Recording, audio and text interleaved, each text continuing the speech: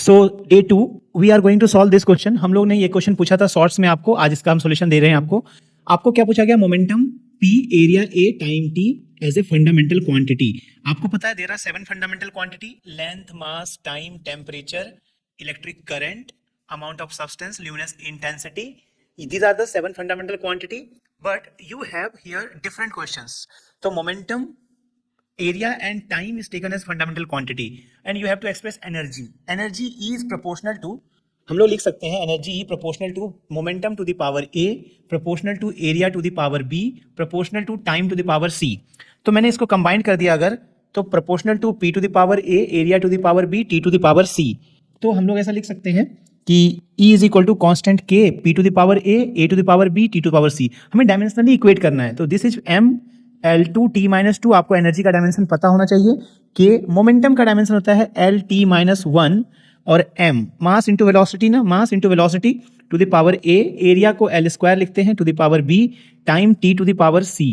तो अब मैं अगर कंबाइन करूं इसको, तो आप देखिए m to the power a है यहाँ पर और m टू द पावर 1 है यहाँ पर, m to the power a और यहाँ m टू द पावर 1. तो आपको पता चल गया a की वैल्यू 1 होने वाली है.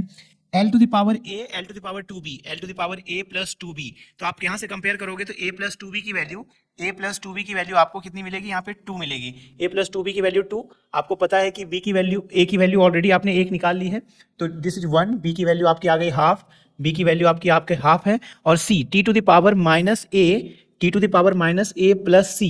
माइनस ए प्लस सी की वैल्यू -2 है, माइनस ए प्लस सी की वैल्यू -2 है. दैट मीन्स सी की वैल्यू आपकी हो जाएगी -1, तो सी की वैल्यू हो गई आपकी -1. तो अगर एनर्जी को लिखना है आपको, तो एनर्जी को कैसे लिखेंगे? एनर्जी को हम लोग लिख सकते हैं बच्चों, पी टू द पावर ए की वैल्यू आपकी 1 आई है, आर एरिया की पावर बी, बी की वैल्यू आपकी हाफ आई है और सी की वैल्यू आपकी -1 आई है. This is your answer of the last class question. अब हम लोग आज डे 2 में थोड़ा आगे बढ़ते हैं बच्चों, ये आप अच्छे से देखिएगा. तो अब मैं थोड़ा कुछ रिजम्बलेंस के क्वेश्चन आपको सिखाता हूं, जिससे आपका फिजिक्स का लेवल अंडरस्टैंडिंग एक और आगे की ओर जाएगा और आपको थोड़ा फिजिक्स और समझने में हेल्प मिलेगी. तो हम लोग यहाँ पे थोड़ा कुछ टेबल मैंने एक बनाया है, आप देख सकते हैं यहाँ पर. ये लीनियर और रोटेशन का रिजम्बल है. रिजम्बल मतलब क्या? कि जैसे आप बोलते हैं ना कि दो जुड़वा भाई होते हैं, एक अगर राम दूसरा श्याम, इस टाइप का आपका यहाँ पे यू, और जो रोल आपका लीनियर मोशन में यू का होता है इनिशियल वेलोसिटी का, वही एंगुलर या रोटेशन में ओमेगा का होता है. भी आपका ओमेगा फाइनल, एस आपका थीटा है, ए आपका अल्फा है, एम आपका मोमेंट ऑफ इनर्शिया. देखिए मैंने दो चीज लिखा है, आई है मोमेंट ऑफ इनर्शिया, आई मास का काउंटर पार्ट है. तो आपने पढ़ा भी होगा कि what is the role of moment of inertia. Mass plays the same role in linear motion as moment of inertia in rotational motion. Linear momentum का रोल, ये पी लीनियर मोमेंटम बच्चों, पावर नहीं है, पी क्या है आपका? Linear momentum. ये angular momentum है. फोर्स का रोल टॉर्क प्ले करता है. इसका मतलब अगर ये चीज आपको समझ में आती है तो आप इक्वेशंस को कैसे रिलेट कर सकते हो. देखिए फर्स्ट इक्वेशन आपका v is equal to u plus a t, second equation s is equal to u t plus half a t square and v square is equal to u square plus 2as. कभी कभी बच्चे गलती से इसको s को distance मान लेते हैं, ये डिस्प्लेसमेंट या पोजीशन है आपकी किसी पॉइंट पर, ठीक है ना. तो अब मैं इसको अगर लिखना चाहूं तो मैं क्या लिख सकता हूं रोटेशन में? Omega final is equal to omega initial plus alpha t. मैंने कैसे लिखा बच्चों? जो भी का रोल वही ओमेगा फाइनल. आप देखो भी ओमेगा फाइनल है क्या? जो रोल यू का वही ओमेगा इनिशियल, आप देखो मैंने वही लिखा क्या? जो रोल ए का वही अल्फा, मैंने देखो वही लिखा क्या? और टाइम तो आपका डिपेंड करता नहीं बच्चों. आपसे मैं पूछूंगा अगर इसको लिखना है तो आप क्या लिखो? Theta is equal to omega initial t plus half alpha t square. अब आपने भी को omega final square is equal to omega initial square plus 2 alpha theta. But बच्चों यहीं तक ये खत्म नहीं होता, अब आगे बढ़ते हैं हम लोग. अगर आपने लीनियर मोमेंटम को पी एम इंटू भी लिखा, ये लीनियर मोमेंटम है बच्चों, ये लीनियर मोमेंटम है. लीनियर मोमेंटम को अगर आपने m इंटू भी लिखा तो इसका काउंटर पार्ट एंगुलर मोमेंटम हो जाएगा बच्चों. Angular momentum is I into omega. अब ये आपको अलग से पढ़ने की जरूरत नहीं है, आपको ये टेबल बस पता होना चाहिए. मास का जो रोल है वही आई का रोल है. देखिए मास का रोल है जो मोमेंट ऑफ इनर्शिया का रोल है, भी आपका ओमेगा से रिजम्बल करता है. आप ओमेगा फाइनल भी लिख सकते हैं. तो ये एंगुलर मोमेंटम हो गया. अब आपको एक चीज मैं बता दूं यहाँ पे, जो आपके बच्चों के नीट में बहुत काम आने वाले हैं. Rate of change of angular momentum dp by d is equal to force. अब ये कैसे होता है बच्चों, जरा हम देखते हैं. डी ऑफ एम इंटू भी लिखा हमने बाय डी.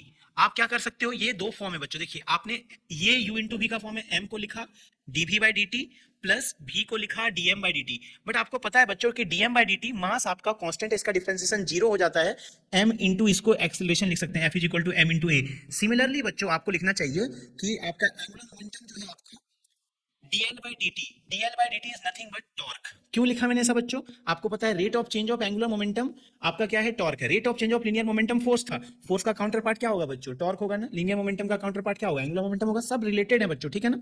तो the tau is equal to D by D T and L. L को मैं बच्चों आई इंटू ओमेगा लिखूं क्या? आई इंटू ओमेगा लिखता हूं मैं एल को, क्योंकि यहां से पता है मुझे। अब यहां से फिर से आप वही कर सकते हैं, I D omega by D T plus omega D I by D T.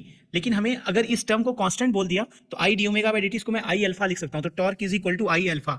इसके सारे बहुत सारी चीजें ऐसी है बच्चों, आपको रिलेट कर सकते हैं। जैसे अगर आपने एक फॉर्मूला पढ़ा होगा, time period is equal to 2 pi under root L by G. तो मैं यहां पे क्या कर सकता हूं, थोड़ा सा देखिएगा ध्यान से। 2 पाई अंडर रूट एल, मैंने एच डी लिखा, जी एच डी लिखा, मैंने एम इंटू एल से मल्टीप्लाई कर दिया बच्चों। एम इंटू एल से मल्टीप्लाई कर दिया तो ये 2 पाई अंडर रूट, ये एम एल स्क्वायर है और ये एम जी एल है बच्चों। इस एम एल स्क्वायर तो मोमेंट ऑफ इनर्शिया के लिए लिखते हैं हम लोग बच्चों। एम मोमेंट ऑफ इनर्शिया क्या था? Summation of M R square, summation of M R square. तो मैंने लिखा 2 pi under root I by M G L. अब ये कंपाउंड पेंडुलम के लिए आपका टाइम पीरियड का फॉर्मूला बन जाता है। तो आपने एक फॉर्मूला पढ़ा, उससे अलग फॉर्मूला निकाला। अब जो बच्चे जेईई मेंस की भी तैयारी कर रहे हैं वो भी इसको आगे बढ़ा सकते हैं। 2 पाई अंडर रूट आई, आई को एच लिखा, एम जी एल, ये तो पोटेंशियल एनर्जी है बच्चों। पोटेंशियल एनर्जी क्या होती है? पी डॉट ई, तो पी इंटू ई लिख सकते हैं आप बच्चों, ठीक है ना।